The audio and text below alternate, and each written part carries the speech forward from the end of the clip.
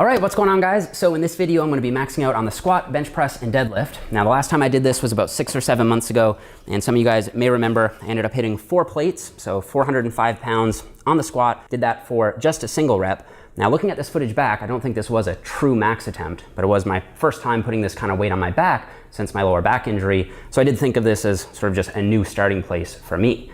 Now, for the bench press, I ended up hitting 350 pounds, which I was also really happy with.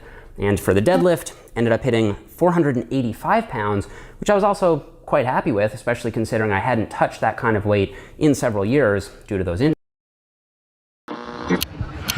Now, looking at this footage back, I don't think this was a true max attempt. Remain calm. And is on the order of local, report these individuals immediately to law enforcement. You're not sleeping well enough. Little cookie on the way to the gym. Check out the pump.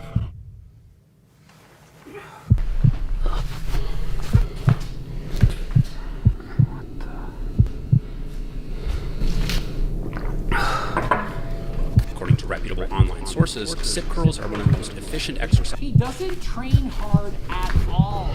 If you've ever seen his videos or Good morning, goddammit. Good morning, goddammit. Stick to the program. Stick to the program. Little cookie on the way to the gym. Goddammit. We'll be going against what's in the scientific literature. Wake up, Jeff. It's time to get big. Yup. Yup. Okay. Alright. It's time. Right now. Go live. It's lit.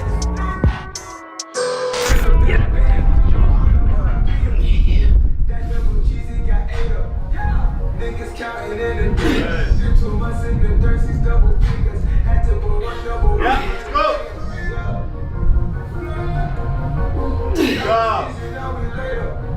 Won't stop until we get Up. yeah. Got it. Up. Good job. Yeah. Oh, yeah! Okay. Good job, Jeff. Woo! Yeah! Holy crap, man. 6 reps, damn. That's good. I think I could have done one more too, just saying.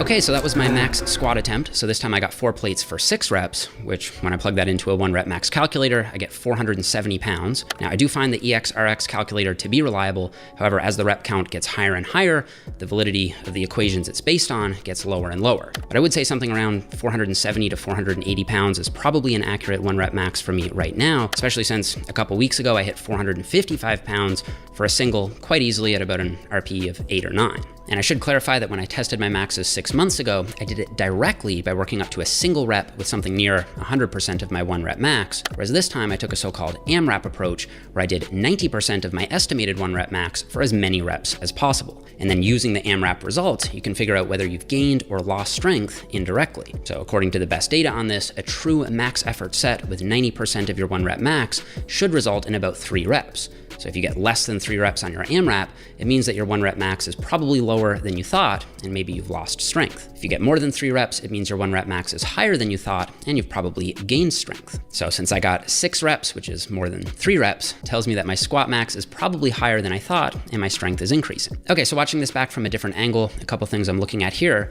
The first is, I think I'm doing a much better job of bracing on these reps. So when I take my big breath of air in before I descend, you can see I'm breathing deep into my gut and the bar doesn't rise up on my back as much as it used to. I also think my depth is really good on these, so I'm getting below parallel, but I'm also not bottoming out the reps and wasting energy by just needlessly extending the range of motion. So from a strength perspective, you want your squats to be just deep enough, but not any deeper. And I think my reps do look consistent throughout this AMRAP, so my chest doesn't start caving forward, my hips don't start shooting up as my quads fatigue, and I think I'm doing a pretty good job of driving my knees out and thrusting my hips forward and using my glutes to push through that sticking point. So overall, I'm really pleased with how this set of squats went. I think it was honestly probably my best set of squats in years. Okay, now let's have a look at how my bench AMRAP went the next day. Today I'm gonna be hitting 315 pounds for as many reps as possible on the bench press. If I can get 5 or 6 reps, I'm gonna be happy. If I can get 7 or 8 reps, I'm gonna be really happy. Now Jeff, don't let your RPE get too high. Oh, this is an AMRAP test. Bro, get out of here. Come, let's do it, man, come on. Let's go, bro. Easy. Let's go. Yep. I'm out on the road, there's nowhere to go. I gave Come on, man, let's go.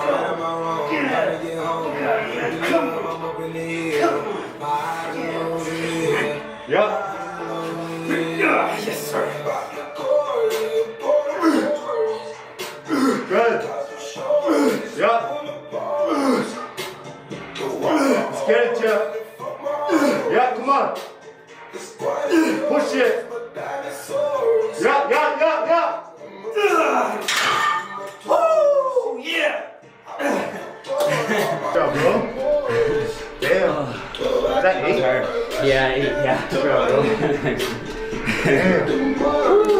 All right, so 315 for 8 reps at about an RPE of 9.5 or 10, and plugging this back into the calculator, I get a 1 rep max of 391 pounds. Now, I am a bit more skeptical of this figure because, like I said earlier, these equations can easily overshoot the higher the rep count gets. So I'd be more conservative with my max estimate here and probably say something more like 365 to 375 pounds, especially since I haven't been really training with loads quite that heavy. And the heaviest I worked up to on this program was 345 for a double, which would put me closer to around 365 pounds as a max when I plug that in. So I think my technique on the AMRAP here also looked pretty solid. So it looks like the bar is coming down and slightly forward to the highest contact point on my chest. Then it moves slightly back and up after a slight pause. And the fact that I'm briefly pausing on these reps does make me feel even more optimistic about the future of my bench, because in the past I've only ever done 315 for 8 reps with touch and go reps. So I'm counting this as an all-time PR. And the fact that I'm sinking the bar into my chest is just personal preference. Some people seem to be stronger by softly pausing the bar, whereas others, like myself, can get more of a spring by letting the bar sink down a bit. And in powerlifting, both are illegal as long as the bar is pressed up without an additional sink after the pause. Okay, so I took 1 rest day and then I hit my deadlift AMRAP, so let's take a look. Okay,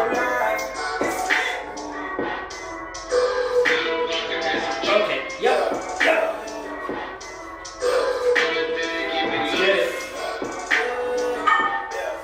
Oh, this be easy.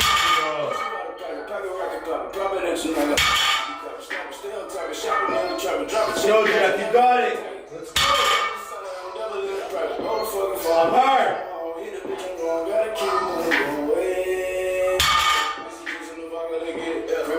Push it tight, up hard.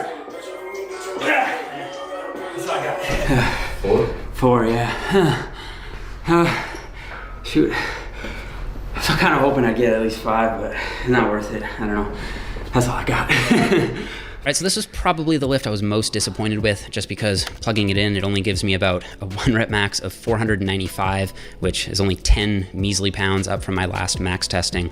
But I think what happened here was probably some combination of accumulated central or mental fatigue from the previous 2 AMRAP tests. It was like my body was capable of doing more reps, but my brain just wouldn't let my muscles do it. And I know my true deadlift 1 rep max is in fact higher than 495 because just about 2 weeks ago, I pulled 495 for 2 reps. So if I just plug that in instead, I get 509 as a 1 rep max, which I think is more realistic for me right now. So the silver lining here with the deadlift is that, well, now there's a lot more room for progress in my next training cycle. And what I want to focus on moving forward is my flexibility and mobility. I'm finding that my hamstrings and hip abductors start to feel really tight when I get into that wide sumo stance, which then causes my hip position to deviate simply because I'm finding it hard to get into a comfortable lifting position. So that's something I'm going to work on over the next few months by doing some dynamic and static stretching for my hamstrings, adductors, groin, and inner thighs just after training to make sure that sumo stance is feeling more comfortable. So I want to put all of this together with 3 key takeaways that you guys can apply to your own training if you have strength goals, because when I add all of that together, even going with the most conservative estimates, I've still added at least 100 pounds to my total strength in about 6 months,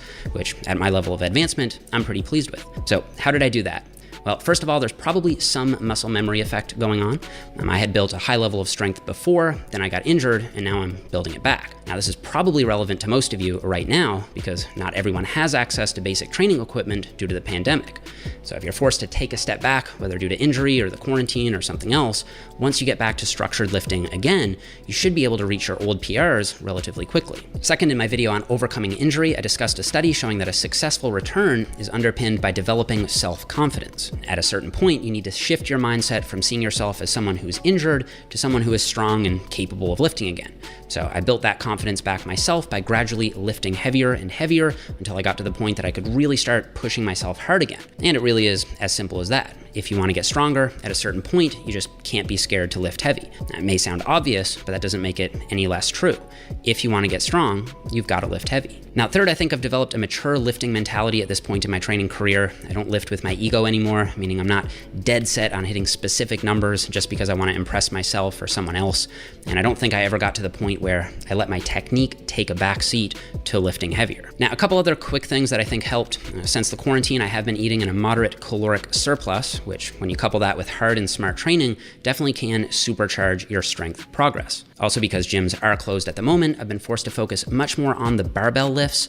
Now, I've still been running the same high frequency full body program as usual. It's just that I've had to make some modifications. So not having the leg press has allowed me to squeeze in a few more high bar squats. Not having a shoulder press machine means I've been doing much more overhead pressing, which definitely has had more strength transfer to my bench press than a machine would. So I found that even just modifying these bodybuilding exercises to be more barbell oriented has resulted in more strength specific transfer, which isn't that surprising. So I've run through my high frequency program 3 times now, and it's been fantastic for both strength and physique gains for me. I think this is the best progress that I've made in years on both fronts. But today I started writing my next program, which is going to be more of a true power building plan with about a 50-50 mix of strength and hypertrophy, or maybe even slightly more focused toward the strength side.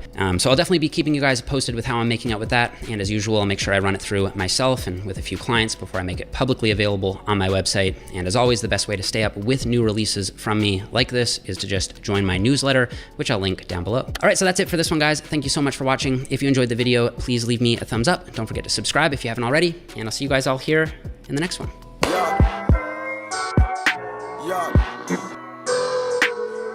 Okay, alright, it's time right now.